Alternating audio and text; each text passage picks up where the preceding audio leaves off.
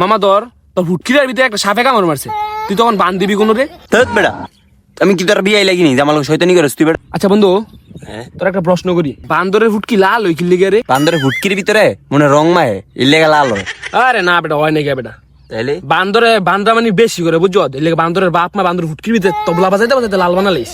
আচ্ছা বন্ধু ধর, একটা সমুদ্রের মধ্যে অনেক গিলা লোক গোসল করতেছে, কিন্তু সমুদ্রের পানিগুলা না অনেক নুনতা নুনতা, কিল্লি গে রে? মামা আমি 100% শিওর এই মানুষগুলো সমুদ্রের ভিতরে আইয়া মুত্যা দিছে, এর লেগে নুনতা নুনতা লাগে। আরে না বেটা, সমুদ্রের পানি তো নুনতা নুনতই হয়। ও মামা ধর তোর হুটকিরার ভিতরে একটা সাপে কামড় মারছে, তুই তখন বান দিবি কোনো রে? ধুত বেটা, আমি কি তোর বিয়ে লাগিনি যে আমার লোক শয়তানি করিস তুই বেটা?